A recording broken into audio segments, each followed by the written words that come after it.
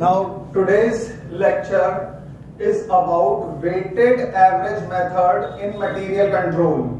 Now we've already taken up FIFO method, LIFO method. Now today we are going to discuss the store's ledger account according to weighted average method. Right? The most important methods are of course FIFO and LIFO. But if you had a problem on weighted average, so how to solve it? Just look at this question. The particulars of receipts and issues of an item of stores are as follows. तो यहाँ पर 1 अक्टूबर पर 500 units जो थी हमारे पास opening balance में थी, rate था उनका 10 रुपीज पर यूनिट के हिसाब से। 2 अक्टूबर इशू की गई है 300 यूनिट्स। 3 अक्टूबर रिसिप्ट्स होता है जब आप परचेज करते हैं, तो 600 यूनिट्स का रिसिप्ट्स है, लेकिन किस रेट पर है? 11 पर यूनिट पर। 4 अक्टूबर इशू की गई है 250 units, then receipts is of 100 units at the rate of rupees 12 per unit, and on 6th October you have issued 400 units. Now materials are issued on the basis of, over here let's make the change, weighted average method, कि अगर problem में FIFO LIFO की जगह पर weighted average method हो तो उसको कैसे सॉल्व करेंगे हम, right? So just look at the last line, materials are issued on the basis of weighted average method. तो वेटेड एवरेज मेथड के अकॉर्डिंगली आज हम बनाएंगे अपना स्टोर्स लेजर अकाउंट। अब कैसे बनेगा? Just pay attention. सबसे पहला कॉलम तो आ जाएगा यहां पर डेट, राइट? किस किस डेट पर कौन सा ट्रांजैक्शन कैरी आउट हो रहा है उसके लिए बनाएंगे first column date, then you will have receipts, then issue and then balance. Balance at the end of the day कितना रह गया, और रिसिप्ट्स में आएगा क्वांटिटी, रेट और अमाउंट। ऐसे ही इशू में भी यही चीज आ जाएगी, your quantity, rate and amount. And finally in balance also the same thing will occur, quantity, rate and amount, right? तो this is going to be the format as the format was same in FIFO and LIFO. तो इसी format को ध्यान में रखकर अब हम weighted average method से अपने स्टोर्स लेजर अकाउंट को कंस्ट्रक्ट करेंगे और लास्ट में क्लोजिंग बैलेंस की वैल्यू डिटरमिन करने की कोशिश करेंगे। कैसे करेंगे? Just pay attention. 1 अक्टूबर पर ओपनिंग बैलेंस है 500 units, right? So on 1 October the opening balance is 500 units, quantity is in units over here. जो चार्जेस है वो 10 पर यूनिट, तो 10 पर यूनिट के हिसाब से 500 इंटू 10, अमाउंट कितना आ जाएगा? 5000। Next issue. अब इशू हो रहे हैं 300 यूनिट्स, वो कौन सी डेट को हो रहे हैं? 2 अक्टूबर, लेकिन 1 अक्टूबर को तो इशू जैसा कोई ट्रांजैक्शन है ही नहीं, तो ये तो आपका डैश हो जाएगा।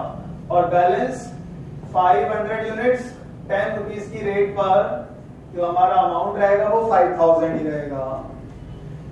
2 अक्टूबर को इशू है 300 units, so on 2 October you issued 300, तो हमारे पास रिसिप्ट तो कुछ है नहीं। 2 अक्टूबर को इशू जरूर किए गए 300 यूनिट्स। कितना क्वांटिटी इशू किया है? 300 यूनिट्स। रेट वही है 10 रुपीज, 300 इंटू 10, 3000 रुपीज आ गया आपके पास। 3000 का जो आपने क्वांटिटी है यूनिट्स वो तो रिलीज कर दिए, तो अब आपके पास कितनी रह गई? 500 में से 300 आपने रिलीज कर दी, 500 में से 300 इशू किया, तो कितना बैलेंस रह गया? केवल 200। रेट 10 ही थी तो 200 बाय 10 कितना हो जाएगा? 2000।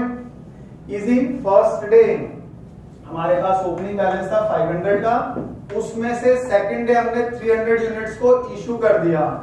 300 इशू कर दी, हमारे पास बैलेंस कितने का आ जाएगा? 200 यूनिट्स का। अब थर्ड डे देखिएगा, 3 October, on 3 October you have receipts of 600 units, तो आपके पास रिसिप्ट्स कितना है? 600 यूनिट्स का। किस रेट पर है? 11 पर यूनिट। तो 11 की रेट है, 600 इंटू 11 किया, ये हो जाएगा 6600। 6600 आपका अमाउंट आ गया। अब इशू यहां पर कुछ है नहीं, ध्यान दीजिएगा इस चीज पर। कल का बैलेंस था 200, आज 600 यूनिट और आ गई, रिसिप्ट्स आ गई हैं, परचेजिंग किया आपने, उसका रिसिप्ट है 600 का। तो कल की 200 प्लस आज की 600, टोटल कितनी हो गई? 800।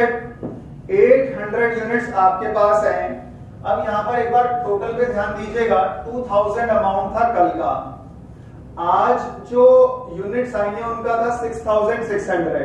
तो अब ये अमाउंट ऐड करिए, 2000 कल का, 6600 आज का, 2000 प्लस 6600 कितना हो गया? 8600।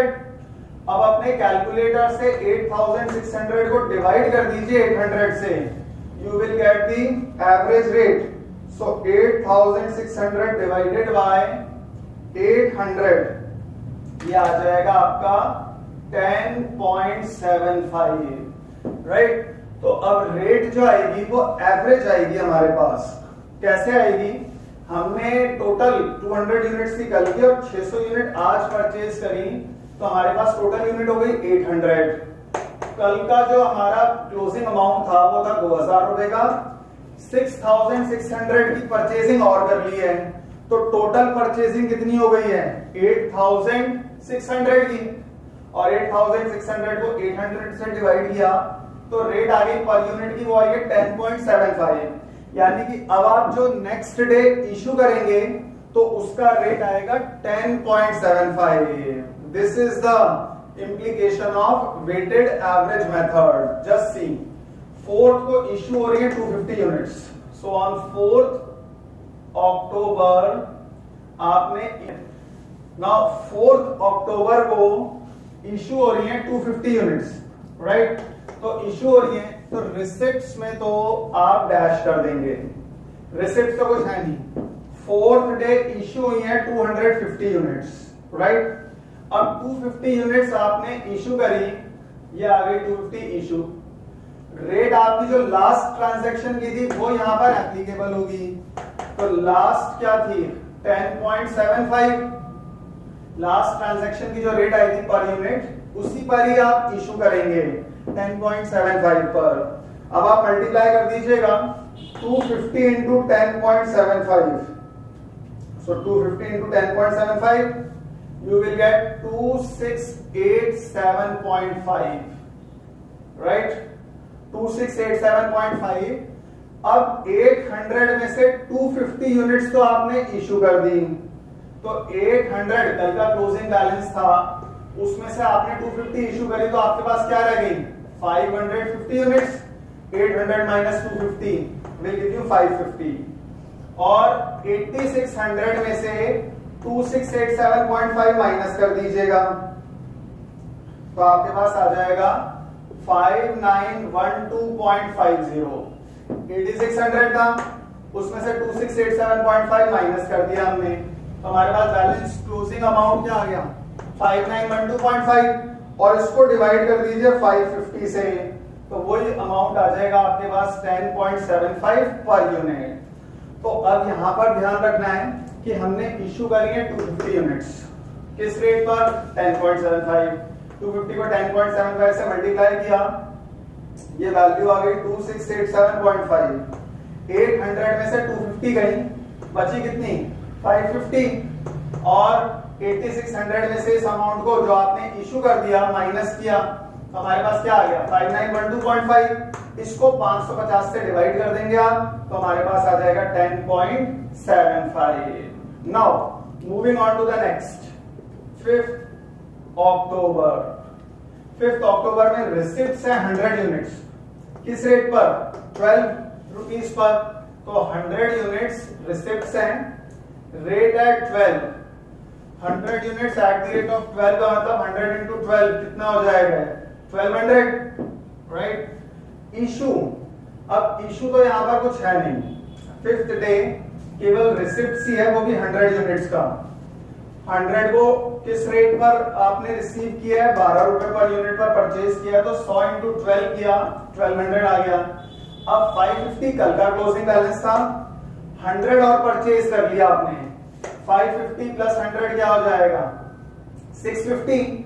अब यहां ध्यान देना, कल का क्लोजिंग अमाउंट था 5912.5, तो 5912.5 इसमें प्लस कर देंगे आज की परचेजिंग, टोटल अमाउंट आ जाएगा 5912.5 प्लस 1200, ये हो जाएगा 7112.50, 7112 कैसे आया, कल का क्लोजिंग बैलेंस था 5912.5, उसमें आज का 1200 रुपए का जो माल परचेज किया है वो आपने ऐड कर दिया, ऐड कर दी, वैल्यू आ गई 7112.5। अब इसको 650 से डिवाइड कर दीजिए तो पर यूनिट रेट आ जाएगी, वो आ जाएगी 10.94। 7112.5 डिवाइडेड बाय 650, तो आपके पास पर यूनिट रेट आ जाएगी और वो आ गई 10.94। अब आगे लास्ट डे पर इशू हो रही है 400 यूनिट्स, राइट।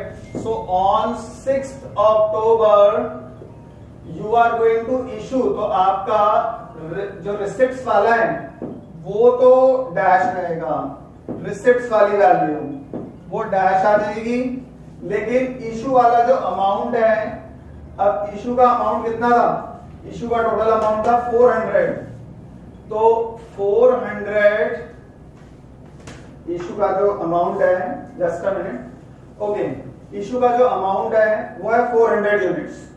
400 यूनिट्स किस रेट पर आएगा, जो लास्ट ट्रांजैक्शन रेट है 10.94, इस पर आप इशू करेंगे। सो यूज योर कैलकुलेटर्स, 400 को मल्टीप्लाई कर दो 10.94 से, तो ये आ जाएगा 4376। 400 यूनिट्स आपने इशू किए हैं, रेट क्या लगेगी, जो लास्ट ट्रांजैक्शन रेट थी 10.94 पर आप इशू कर रहे हैं, 400 को 10.94 से मल्टीप्लाई किया, 4376 आ गया। अब 650 में से 400 तो आपने इशू कर दिया, तो 650 माइनस 400 क्लोजिंग बैलेंस कितने का रहेगा, 250 का। और रेट अब आपकी कैसे आएगी, जो आपका टोटल बैलेंस था 7112.5, इसमें से माइनस कर दीजिए जितना अमाउंट का आपने माल आज इशू किया है, तो माइनस 4376, ये हो जाएगा 2736.50, 2736.5। अब इसको डिवाइड कर दीजिएगा 250 से, तो ये आ जाएगा ऑलमोस्ट सेम 10.94। तो अब यहां पर ध्यान देना है आपको कि 650 में से 400 इशू किया, तो हमारा क्लोजिंग बैलेंस रहेगा 250, और ये जो अमाउंट था 7112.5, ये कल का क्लोजिंग बैलेंस था, इसमें से आपने 4376 माइनस किया, तो हमारे पास टोटल क्लोजिंग अमाउंट आ गया 2736.5। पर यूनिट रेट के लिए 2736 को डिवाइड कर दिया 250 से, तो आपके पास वैल्यू आ गई पर यूनिट की 10.94। So this is weighted average method, right. So it's different from both FIFO as well as LIFO. इसके अंदर जो भी आपकी रेट आती जाएगी, क्वांटिटी ऐड होती जाएगी और उससे फिर एवरेज निकाली जाएगी, राइट। तो जितनी भी क्वांटिटीज ऐड अप हो जाती है, जैसे यहाँ पर अगर आपके पास 600 आज की कल की 200 थी, तो 800 यूनिट्स था, तो टोटल अमाउंट को टोटल क्वांटिटी से डिवाइड किया, तो आपके पास वेटेड एवरेज आ गई। ऐसे ही यहाँ पर 100 यूनिट आपने परचेज करी, कल की 550, आज की 100, टोटल हो गई 650। फिर आपने जो टोटल अमाउंट था उसको टोटल क्वांटिटी से डिवाइड किया, तो वेटेड एवरेज आ गई 10.94। So this is how you calculate the weighted average, right. And finally the answer is closing balance रह गया आपका 250 यूनिट्स, और उस बैलेंस का जो अमाउंट था वो था 2736.50।